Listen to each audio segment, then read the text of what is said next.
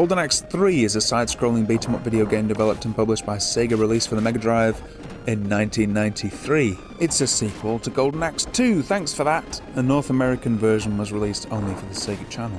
Damud Hellstrike, I think that's his name, the Prince of Darkness, has taken away the Golden Axe and put an evil curse over all the warriors. However, one of the heroes has their curse relieved and is sent to set things straight. Lift the curse off the others, defeat the villain, and return with the Golden Axe. The gameplay has been expanded slightly, but is essentially the same hack and slash as the previous games. New features to the series include new characters, new moves, and junction points where the player can choose which path to take. The 5 characters include a giant, proud Kragger, a humanoid Black Panther, Kronos, along with a swordsman, Kane Grinder, that sounds absolutely revolting, who resembles Axe Battler, and a swordsman, Sarah Byrne, who resembles Tyrus Flare.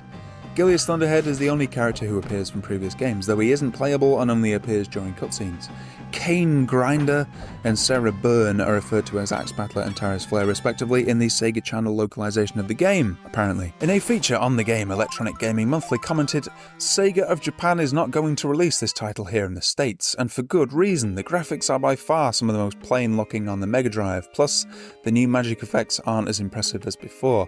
So if you are considering purchasing this title from an overseas seller, don't waste your bucks." IGN gave the Virtual Console release a 5 out of 10, saying, "Legend has it that Sega thought the quality of this product was so low that it would be worthless or worse damaging to even publish the game in the States. And whether or not that's actually true, the quality assessment at its heart is on target, because Golden Axe 3 is certainly the worst of its franchise trilogy." Yeah, I don't think it's quite as bad as all that, to be honest. It's an interesting one. I didn't actually play this one until about 10 years ago or so.